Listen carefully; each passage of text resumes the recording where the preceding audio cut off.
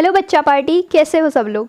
आज हम पढ़ने जा रहे हैं क्लास 8 साइंस का chapter number 15 some natural phenomena. इसके पहले चैप्टर 14 तक के वीडियोस मैंने चैनल पे अपलोड कर रखे हैं। अगर आपने वो वीडियोस नहीं देखी, डिस्क्रिप्शन में आपको प्लेलिस्ट की लिंक मिलेगी, उन्हें देख लें। हम चैप्टर्स को पहले समझेंगे, कॉन्सेप्ट को समझेंगे और फिर चैप्टर वाइज MCQ सॉल्व करना स्टार्ट करेंगे। तो चैनल को सब्सक्राइब करिए, नोटिफिकेशन वाले बेल को ऑन कर लीजिए, जिससे आपको सारे वीडियोस की अपडेट मिलती रहे। चलिए चैप्टर शुरू करते हैं। चैप्टर में हमें पढ़ना है लाइटनिंग के बारे में और अर्थक्वेक के बारे में। ठीक है, तो पहले लाइटनिंग समझेंगे हम। लाइटनिंग से कैसे बचना है ये सारी चीज़ें देखेंगे। लाइटनिंग का सिंपल सा मतलब है जो बिजली चमकती है बारिश के टाइम पे। बारिश होती है, बिजली चमकते हुआ देखा होगा आपने, वही है लाइटनिंग।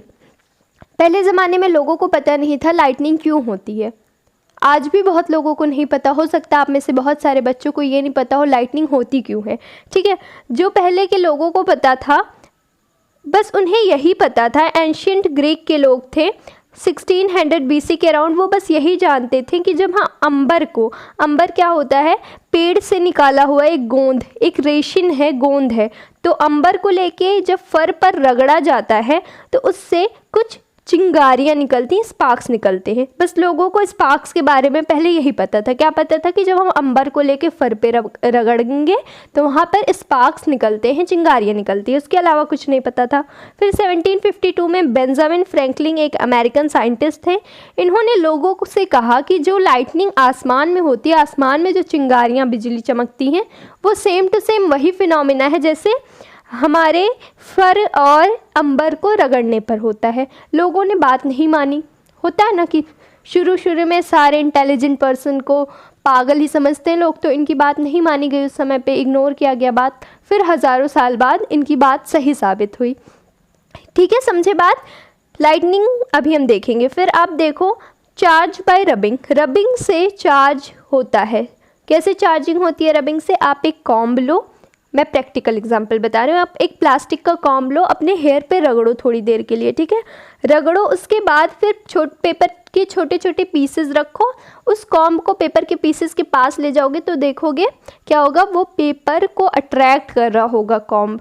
यहाँ से क्या हुआ, जो प्लास्टिक का कॉम्ब था उसको चार्जेस मिले आपके हेयर से। तो रबिंग से दो चीज़ों को रगड़ के चार्ज ऑब्टेन किया जा सकता है। समझे बात, दो चीज़ों को रगड़ के चार्ज ऑब्टेन करते हैं, ये एक साइंटिफिक फिनोमेना है।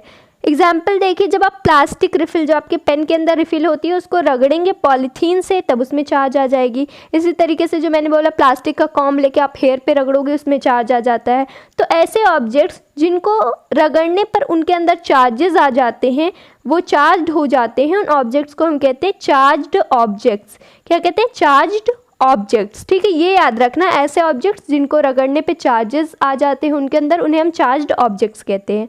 आगे बढ़ेंगे। अब देखिएगा कितने टाइप्स के चार्जेस होंगे। मैम आप हमें चार्जेस क्यों पढ़ा रही हैं जब आपने लाइटनिंग पढ़ाने को कहा है? क्योंकि बच्चा जो लाइटनिंग वाला प्रोसेस है वो पूरा डिपेंड करता है चार्जेस पे। तो आप चार्जेस पहले समझ लो। चार्जेस दो टाइप के होते हैं, एक पॉजिटिव चार्ज है, एक नेगेटिव चार्ज है। ठीक है, पॉजिटिव चार्ज, नेगेटिव चार्ज, इन दोनों का इंटरेक्शन कैसे होता है? जो जब सेम टाइप के चार्जेस एक दूसरे के करीब आते हैं, सेम टाइप के चार्जेस जब एक दूसरे के करीब आते हैं तो वो रिपेल करते हैं।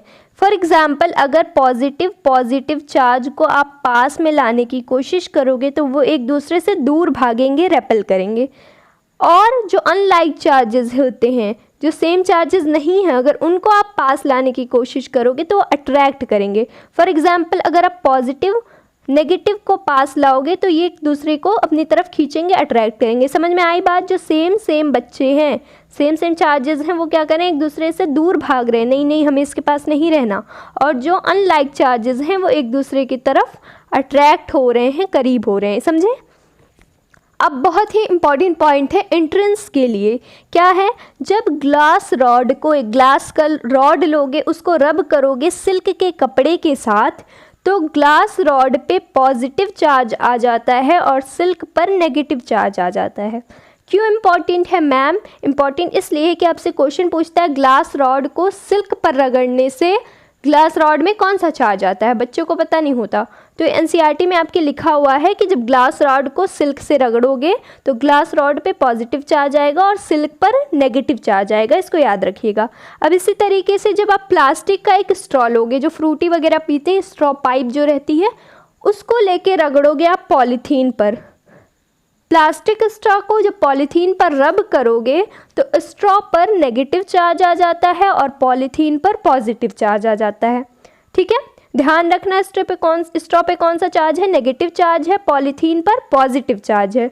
अब एक चीज़ याद रखिएगा, ये जो चार्जेस हमें मिल रहे हैं, दो चीज़ों को रगड़ने पर जो चार्जेस ऑब्टेन हो रहे हैं, ये स्टैटिक चार्ज है, मतलब ये एक जगह पे रुके हुए चार्जेस हैं, ये चार्जेस मूव नहीं करते हैं। अगर चार्जेस मूव करें तो वो इलेक्ट्रिक करंट बन जाते हैं। जो इलेक्ट्रिसिटी हमारी वो क्या है, बेसिकली चार्ज है, लेकिन वो मूव कर रही है, इसलिए हम उसको इलेक्ट्रिक करंट बोल रहे हैं। लेकिन ये जो रबिंग वाले चार्जेस होते हैं वो स्टैटिक होते हैं, ये मूव नहीं कर पाते हैं, एक ही जगह पर रुके होते हैं। ठीक है, यहाँ तक कॉन्सेप्ट क्लियर है आपका। अब आइए जान लेते हैं इलेक्ट्रोस्कोप क्या होता है। इलेक्ट्रोस्कोप वो डिवाइस है जिसको थ्रू हम ये चेक करते हैं कि किसी ऑब्जेक्ट में चार्ज है या नहीं। बेसिकली इलेक्ट्रोस्कोप क्या है, वो डिवाइस है जिससे आप चेक करते हो कि कोई भी ऑब्जेक्ट चार्ज्ड बॉडी है या नहीं है।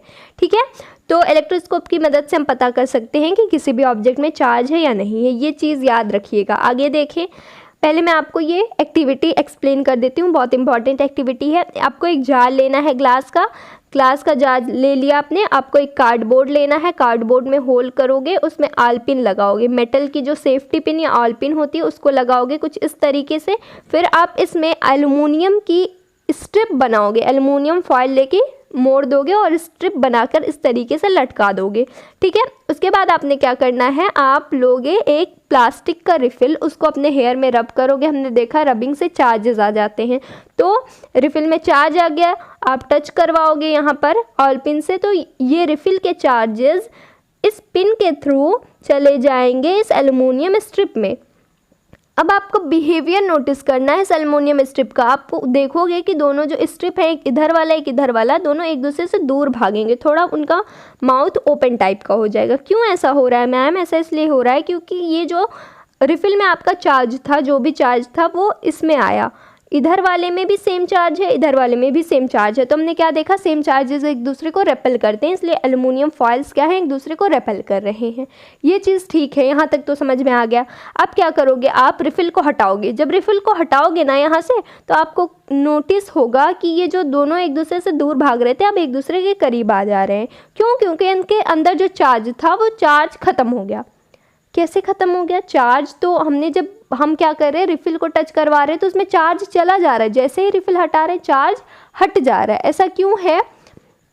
आप क्या करोगे, रिफ़िल को हटाने के बाद उंगली रखोगे इस पर, रिफ़िल हटा रहे हो उंगली रख रहे हो, रिफ़िल हटा रहे हो उंगली रख रहे हो, चार्जेस एक बार आ रहे हैं एक बार जा रहे हैं। क्या होता है यहाँ पे, जो इस एल्युमिनियम फॉयल में चार्ज आया हुआ है, जब आप रिफ़िल हटा के अपनी उंगली रखते हो तो आपके उंगली के थ्रू आपके बॉडी में चार्ज जाता है और आपकी बॉडी के थ्रू वो अर्थ में चला जाता है। फिर से सुनना, क्या हो रहा है कि चार्जेस जो होते हैं आपकी बॉडी के थ्रू अर्थ तक पहुंच जाते हैं। इस प्रोसेस को कहा जाता है अर्थिंग। ये मैंने पूरा जो समझाया आपको, यहाँ पे कुछ नहीं याद रखना, आपको ये याद रखना अर्थिंग क्या होती है। अर्थिंग वो प्रोसेस है जिसके थ्रू कोई भी चार्ज अर्थ में चली जाती है। कैसे जाती है? किसी भी बॉडी की मदद से। जैसे अभी हमने उंगली की देखा कि उंगली रखने पे चार्जेस जो हैं अर्थ तक चले जा रहे हैं। तो ये प्रोसेस जो होता है, the process of transferring of charge from a charged object to earth is called earthing. मतलब कोई भी ऑब्जेक्ट चार्ज होता है उसमें और उसके चार्जेस जब अर्थ में चले जाते हैं उसे हम कहते हैं अर्थिंग। आई होप समझ में आ गया होगा आपको। आगे बढ़ते हैं, द स्टोरी ऑफ लाइटनिंग समझते हैं कि लाइटनिंग होती कैसी है। बहुत ही इंपॉर्टेंट पॉइंट है, अच्छे से समझना, ऐसे समझना कि किसी को समझा भी सकते हो। देखो, जब थंडर स्टॉर्म वाला मौसम बनता है, आधी पानी वाला जब मौसम बनता है, उस दरमियान क्या होता है, जो हवाएं होती हैं, एयर करेंट्स होती हैं, वो ऊपर उठने लगती हैं। ध्यान से सुनना, हवाएं क्या हो रही हैं, ऊपर उठने लगती हैं, और बारिश की जो बूंदें होती हैं, वाटर ड्रॉपलेट्स, वो नीचे आने लगती है। आपको पता है, पानी की बूंदें नीचे आती हैं और हवाओं के जो करंट्स हैं वो ऊपर जाते हैं। समझ में आई बात? ये जो पानी नीचे आ रहा है और हवा ऊपर जा रही है, इसकी वजह से चार्जेस में सेपरेशन हो जाता है, चार्जेस में सेपरेशन हो जाता है। आसमान में चार्जेस मौजूद होते हैं तो इन मोमेंट्स की वजह से चार्जेस में सेपरेशन हो जाता है। जो पॉजिटिव चार्ज होते हैं वो बादलों के ऊपरी हिस्से पर जाकर एक जगह इकट्ठे हो जाते हैं। फिर से सुनना, जो पॉजिटिव चार्ज होते हैं वो कहाँ इकट्ठे होते हैं? बादलों के अपर एजेस पे, बादलों के ऊपरी हिस्से पे। और जो नेगेटिव चार्जेस होते हैं वो बादलों के, क्लाउड्स के निचले हिस्से पर इकट्ठे हो जाते हैं। ठीक है, समझ में आई बात? और कुछ पॉजिटिव चार्ज जो होता है ग्राउंड के पास भी इकट्ठा हो जाता है। ऐसे आपको नहीं समझ में आ रहा होगा, यहाँ देखिए मैंने क्या बोला, जो चार्जेस होते हैं, आसमान में चार्जेस मौजूद हैं। जब हवा ऊपर जा रही होती है, ड्रॉपलेट्स नीचे आ रहे होते हैं, उस दौरान चार्जेस में डिस्टर्बेंस हो जाती है। जो पॉजिटिव चार्ज होते हैं वो क्लाउड्स के अपर एजेस पे जाके इकट्ठा हो जाते हैं, जो नेगेटिव चार्ज होते हैं वो क्लाउड्स के निचले हिस्से पे इकट्ठा हो जाते हैं, और कुछ पॉजिटिव चार्ज अर्थ का जो ग्राउंड है उसके पास इकट्ठे हो जाते हैं। समझ में आई बात? याद क्या रखना है मैम? याद ये रखना है कि अपर एजेस पे पॉजिटिव चार्ज इकट्ठा होता है, क्लाउड के निचले वाले जो एजेस होते हैं उन पे नेगेटिव चार्ज इकट्ठा होता है। अब देखो क्या हो रहा है, जब ये चार्जेस बहुत ज़्यादा अमाउंट में इकट्ठे हो जाते हैं, बहुत ज़्यादा अमाउंट में, तो जो एयर हमारा normally poor conductor of electricity है, एयर के थ्रू इलेक्ट्रिसिटी पास नहीं होती, लेकिन जब इतने ज़्यादा अमाउंट में चार्जेस ऑब्टेन हो जाते हैं तो पता नहीं क्या हो जाता है एयर को, वो इलेक्ट्रिसिटी को कंडक्ट करने लगती है, वो गुड इलेक्ट्रिकल कंडक्टर बन जाती है। ठीक है, क्यों? क्योंकि बहुत ज़्यादा अमाउंट में चार्जेस इकट्ठा हो गए। अब क्या हो रहा है, जब एयर अब बन गया है भाई, एयर क्या हो गई? बन गई है अब एक इलेक्ट्रिकल कंडक्टर। क्या करती है वो? ये जो पॉजिटिव चार्ज हैं, नेगेटिव चार्ज हैं, एक दूसरे से टकराने लगते हैं, हवा के ज़रिए एक दूसरे से मिलने लगते हैं और टकराने लगते हैं, बहुत सारे डिस्टर्बेंसेस होते हैं, और इन्हीं की वजह से प्रोड्यूस होता है लाइट, जिसे हम बिजली कहते हैं, बिजली चमकना, और साउंड, जिसे हम बादल गरजना कहते हैं। ठीक है, जब नेगेटिव और पॉजिटिव चार्जेस आपस में मिलते हैं उनकी वजह से क्या हो जाता है? लाइट प्रोड्यूस होता है जिसे हम बिजली कहते हैं, और साउंड प्रोड्यूस होता है जिसे हम बादल गरजना कहते हैं। पहले क्या होगा? पहले हमें बिजली चमकती हुई दिखती है क्योंकि लाइट की स्पीड तेज़ होती है एज़ कम्पेयर टू साउंड। बिजली चमकने के बाद थोड़ी देर बाद नोटिस करोगे आप बादल गरजता है, क्योंकि साउंड की स्पीड जो होती है लाइट से स्लो होती है। ठीक, ये जो पूरा प्रोसेस था इसी को हम कहते हैं लाइटनिंग। और ये प्रोसेस, लाइटनिंग वाला जो प्रोसेस है, क्यों एग्जिस्टेंस में आता है? इसको हम कहते हैं इलेक्ट्रिकल डिस्चार्ज। ये जो पूरा प्रोसेस हमने पढ़ा कि जो चार्जेस हैं एक दूसरे से टकरा रहे हैं, डिस्टर्बेंसेस हो रहे हैं, फिर लाइट और साउंड प्रोड्यूस हो रहा है, इस प्रोसेस को हम क्या कहते हैं? Electric discharge. तो आपसे अगर क्वेश्चन पूछे लाइटनिंग किस प्रोसेस की वजह से होता है, लाइटनिंग किस प्रोसेस की वजह से होता है? इलेक्ट्रिक डिस्चार्ज के प्रोसेस की वजह से होता है। चलिए अब देख लेते हैं कि हम लाइटनिंग वाले प्रोसेस से कैसे बच सकते हैं। अचानक से अगर बिजली चमकने लगी तो उससे हम कैसे बच सकते हैं, क्योंकि बिजली कभी कभी गिर जाती है अर्थ पर भी। तो उसके लिए आप क्या कर सकते हो, अगर आप घर में हो या बिल्डिंग में हो तो वो प्लेस सेफ़ है, या फिर आप किसी कार में हो, बस में हो और खिड़कियाँ बंद हैं, गाड़ी बंद हुई है, तो वो क्या है? एक सेफ़ प्लेस है। क्या करना चाहिए आपको थंडरस्टॉर्म के दौरान और क्या करना नहीं चाहिए? अगर आप बाहर हो, घर से बाहर हो, तो बाइक्स, ट्रैक्टर, जो खुली गाड़ियां हैं, खुली व्हीकल्स हैं, उन पर ट्रैवल नहीं करना चाहिए आपको। अगर आप ऐसी जगह हो जहां पर फॉरेस्ट है, जंगल है, तो वहाँ पर कोशिश करिए कि छोटी ट्रीज़ जो हैं, शॉर्टर ट्रीज़ जो हैं, उनके अंडर जाकर आप शेल्टर लें। अगर आप किसी ऐसी जगह हो जहाँ पर कोई चीज़ छिपने वाली नहीं है, तो बड़े पेड़ जो हैं, पोल्स जो होते हैं, इलेक्ट्रिकल पोल्स, इन सब चीज़ों से आपने दूर खड़े रहना है। और बिजली के दौरान, थंडरस्टॉर्म के दौरान आपको ज़मीन पे लेटना नहीं चाहिए। अगर आप खुले ग्राउंड में, आपको इस तरीके से बैठ जाना चाहिए।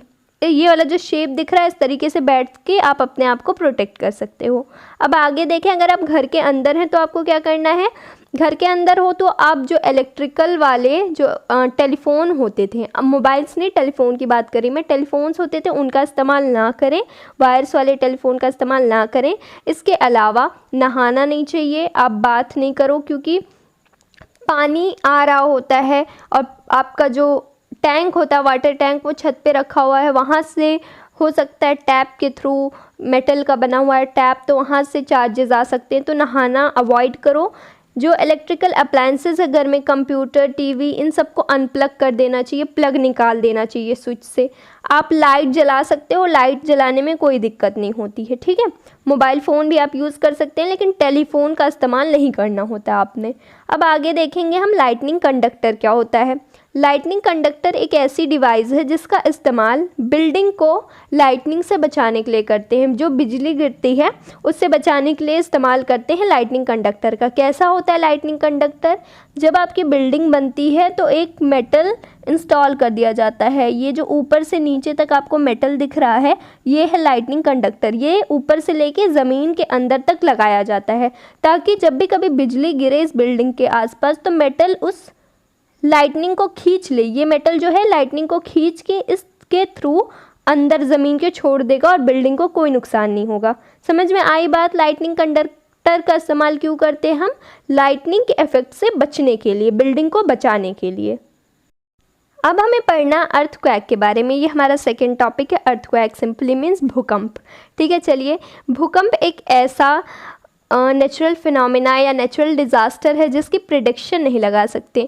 बारिश होने वाली होती है, मेट्रोलॉजिकल डिपार्टमेंट बता देते हैं कि हाँ बारिश होगी, इतने दिन होगी। आंधी आने वाली होती है, तूफान आने वाला था, ये सारी चीज़ें प्रेडिक्ट की जा सकती है। लेकिन भूकंप एक ऐसी चीज़ है जिसको पहले से प्रेडिक्शन नहीं लगाया जा सकता है इसका, ठीक है। तो आपको कुछ मेजर अर्थक्वेक दिए गए, इंडिया में आए हैं। 26 जनवरी 2001 को भुज डिस्ट्रिक्ट, गुजरात के भुज डिस्ट्रिक्ट में एक बहुत ही बुरी तरीके का भूकंप आया हुआ था। आपको याद क्या रखना, ये डेट्स वगैरह याद रखना, पूछता है एंट्रेंस में, ठीक है, पूछ चुका है। और उरी और तंगधार नाम की जगह है कश्मीर में, नॉर्थ कश्मीर में, यहाँ पर भूकंप आ चुका है 8 अक्टूबर 2005 को। दोनों डेट्स याद रखिएगा। आई होप आप में से जितने भी बच्चे हैं उनको 2015 वाला भूकंप याद होगा, जो आपकी लाइफ का शायद पहला अर्थक्वेक हो, जो यूपी बिहार के बच्चे होंगे उन्होंने फेस किया होगा। तो आप अपने अपने एक्सपीरियंसेस कमेंट सेक्शन में ज़रूर बताएं कि आप उस टाइम पे क्या कर रहे थे, आपको कैसा फील हुआ, क्या वो आपकी लाइफ का पहला अर्थक्वेक था, ठीक है। चलिए, ये डेट्स याद रखिएगा, ज़रूर भूलना नहीं है। आगे बढ़ेंगे। भूकंप आता क्यों है, पहले देख लो भूकंप क्या है। An earthquake is sudden shaking और trembling of earth which last for a very short time. Earthquake क्या होता है? अर्थ का अचानक से शेक कर जाना, कांपना अर्थ का, ठीक है। अर्थ क्या होती है? कांपने लगती है, शेकिंग करती है।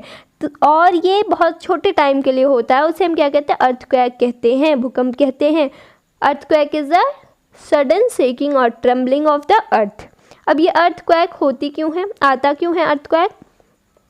जो अर्थ का अपर मोस्ट लेयर है, क्रस्ट क्या है? अर्थ का अपर मोस्ट लेयर है, यहाँ पे कुछ डिस्टर्बेंसेस होते हैं जिसकी वजह से अर्थक्वेक आता है। आपने याद क्या रखना है? अपर मोस्ट लेयर क्या है अर्थ का?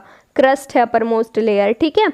और किसके डिस्टर्बेंसेस, आपसे क्वेश्चन पूछ सकता है कि कहाँ पर डिस्टर्बेंसेस की वजह से अर्थक्वेक आता है? क्रस्ट, मेंटल कोर, तो आपने याद रखना है क्रस्ट में डिस्टर्बेंसेस की वजह से अर्थक्वेक आता है।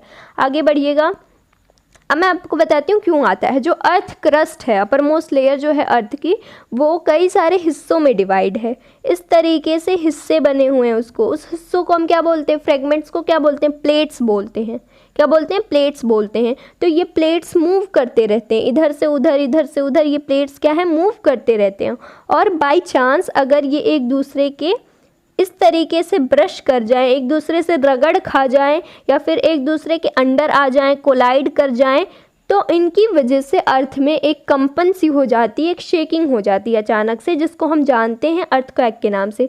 समझे बात? जो अर्थ क्रस्ट का फ्रेगमेंट है, प्लेट्स हैं, वो मूव करते रहते हैं और अचानक से या फिर वो एक दूसरे से टच कर जाएं, ब्रश हो जाएं, या फिर एक दूसरे से कोलाइड हो जाएं, तो उनकी वजह से अर्थ में क्या होता है? अचानक से एक ट्रेम्बलिंग, एक शेकिंग आ जाती है, जिसको हम अर्थक्वेक के नाम से जानते हैं। समझे बात? अब अर्थक्वेक हमने देखा इन प्लेट्स की वजह से हो रहा है, लेकिन कुछ और रीजंस होते हैं अर्थक्वेक के। वोल्केनिक एरप्शन, कोई बहुत बड़ी सी ज्वालामुखी फटी अचानक से, तो उस एरिया में हो सकता है, वहाँ के एरिया में अर्थक्वेक आ जाए। मेट्योर्स गिर जाए अचानक से, कोई बहुत बड़ा अर्थ पे धूमकेतु गिर जाए, तो उसकी वजह से अर्थ में कंपन हो सकती है। या फिर कोई अंडरग्राउंड न्यूक्लियर एक्सप्लोजन हुआ हो, उसकी वजह से भी अर्थक्वेक हो सकता है, अर्थ शेक कर सकती है। अभी मैंने आपको बताया कि जो प्लेट्स होते हैं आपस में रगड़ खा जाएं या कोलाइड कर जाते हैं तो भूकंप आता है। तो ये जो बाउंड्रीज होते हैं ना प्लेट्स के, ये वीक जोन्स होते हैं। क्या होते हैं? वीक जोन्स होते हैं, जहाँ पर कभी भी अर्थक्वेक आ सकता है। कोई गारंटी नहीं, कभी भी वहाँ पे भूकंप आ सकता है, क्योंकि वो प्लेट्स कभी भी एक दूसरे से टकरा जाएं। तो इन एरियाज़ को, जो बाउंड्रीज ऑफ प्लेट्स होते हैं, उनको वीक जोन्स कहा जाता है। वीक जोन्स क्या है? वीक जोन्स ऐसी जगहें हैं जहाँ पर कभी भी अर्थक्वेक आ सकता है, फ्रिक्वेंटली वहाँ पे अर्थक्वेक आते रहते हैं। इन वीक जोन्स को हम सेस्मिक जोन्स के नाम से भी जानते हैं और फॉल्ट जोन के नाम से भी जानते हैं। फिर से मैं रिपीट कर देती हूँ, वीक जोन्स, सेस्मिक जोन्स या फॉल्ट जोन्स, तीनों एक चीज़ के नाम है। ये ऐसे एरियाज़ होते हैं, ये प्लेट बाउंड्रीज़ वाले एरियाज़ होते हैं जहाँ पे फ्रिक्वेंटली अर्थक्वेक आते रहते हैं हर 2, 4, 10 दिन पर। ठीक है।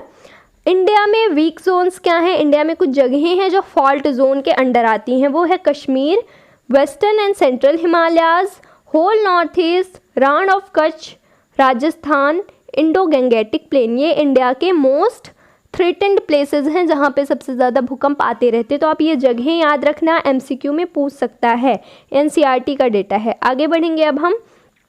अर्थक्वेक की वजह से अर्थक्वेक की वजह से बाढ़ भी आ सकती है, फ्लड आ सकते हैं, लैंडस्लाइड हो सकती है, ज़मीनें खिसक सकती हैं, जो पहाड़ वगैरह होते हैं वो खिसकने लगते हैं, लैंडस्लाइड वहाँ पे हो जाती है। अर्थक्वेक की वजह से सुनामी भी आ सकती है। एक बार इंडिया में अर्थक्वेक की वजह से सुनामी बस एक बार आई है, बहुत मेजर सुनामी थी, इंडियन ओशन में वो आई थी 26 दिसंबर 2004 को। ये डेटा याद रखिएगा कि इंडिया में सबसे मेजर सुनामी कब आई, 26 दिसंबर 2004, कहाँ पे? इंडियन ओशन में। ठीक है। आगे बढ़ेंगे अब हम। जो अर्थक्वेक की पावर होती है, सॉरी यहाँ पे अर्थ लिखा गया है, ये अर्थक्वेक है। तो जो अर्थक्वेक की पावर होती है उसको हम एक स्केल से देख कर बताते हैं कि अर्थक्वेक कितना पावरफुल था। उस स्केल को हम कहते हैं Richter scale. Richter scale basically क्या है? अर्थक्वेक के पावर को एक्सप्रेस करने के लिए हम रिचर स्केल की हेल्प लेते हैं। ठीक है। अगर अर्थक्वेक का मैग्नीट्यूड 7 से ज़्यादा होगा तो अर्थक्वेक बहुत ही ज़्यादा खतरनाक होगा, डिस्ट्रक्टिव होगा।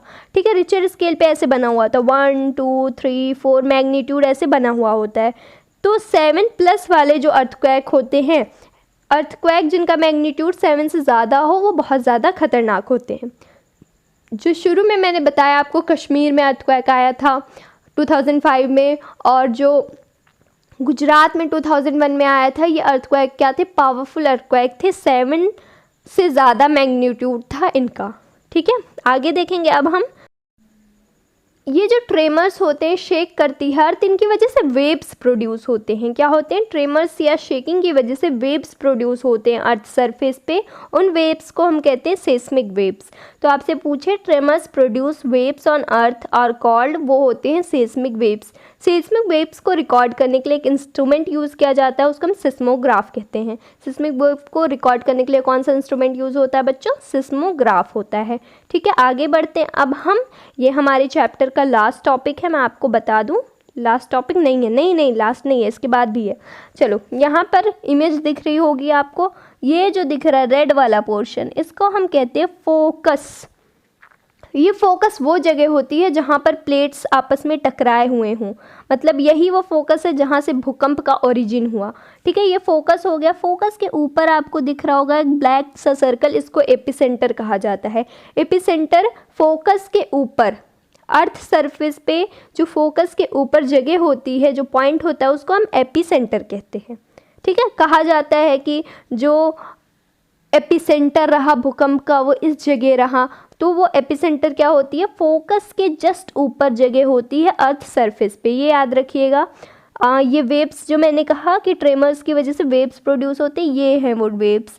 देखो, जब आपस में प्लेट्स टकराए ना फोकस पे, तो उनकी वजह से ऐसे वेव्स प्रोड्यूस होता है। जैसे आप पानी में एक पत्थर मारो तो वेव्स प्रोड्यूस होते जाते हैं ना, उसी तरीके से समझ लो, जब प्लेट्स आपस में टकराते हैं तो वेव्स प्रोड्यूस होते हैं, उन्हें क्या कहते हैं? सिस्मिक वेव्स कहते हैं। अब देख लीजिएगा हम कैसे अर्थक्वेक से बच सकते हैं। जिस तरीके से हमने लाइटनिंग को देखा कि इस तरीके से हम लाइटनिंग से बच सकते हैं, अर्थक्वेक के लिए भी कुछ मेजर्स हैं। क्या है? पहले तो आपको अपना घर अगर आपका घर ऐसे एरिया में है जहाँ पे फ्रिक्वेंटली भूकंप आता रहता है तो अपने घर को अर्थक्वेक प्रूफ बनाना चाहिए। घर ऐसा बना होना चाहिए कि अर्थक्वेक में तुरंत ना गिर जाए, ठीक है। और अगर भूकंप आया हुआ है तो कोशिश करिए कि कबर्ड्स जो हैं, अलमीरा जो है, या फिर दीवार पे कोई भारी चीज़ लटकी हुई है, उन सब से दूर चले जाएं, ठीक है। फिर उसके बाद अगर आप बेड पर हैं तो बेड से ना उठें, अपने आप को, अपने सर को तकिए की मदद से छिपाएं, ठीक है। छिपा सकते हैं आप इस तरीके से। और अगर आप घर से बाहर हैं तब की बात देख लेते हैं। घर से बाहर अगर आप होंगे तो एक क्लियर स्पॉट ढूंढिए जहाँ पर कोई बिल्डिंग ना हो, पेड़ ना हो, ठीक है, कोई पावर लाइन ना हो, कोई पोल ना हो। तो इन सब चीज़ों से दूर भाग के कहीं सेफ जगह पे जाके खड़े हो जाइए, ठीक है। अगर आप कार या बस में हैं तो कार या बस से बाहर नहीं निकलिए। आराम से अपने ड्राइवर से कहिए कि किसी सेफ स्पॉट पे हमें ले जाए, खाली जगह पे जहाँ पे बिल्डिंग वगैरह ना हो। तो इस तरीके से आप आपको प्रोटेक्ट कर सकते हैं ड्यूरिंग अर्थक्वेक। ये था हमारा पूरा चैप्टर। अगर आपको वीडियो पसंद आई हो तो वीडियो को लाइक करें, चैनल को सब्सक्राइब करें और वीडियो को अपने दोस्तों के साथ ज़रूर शेयर करें। This was all for today. Thank you everyone.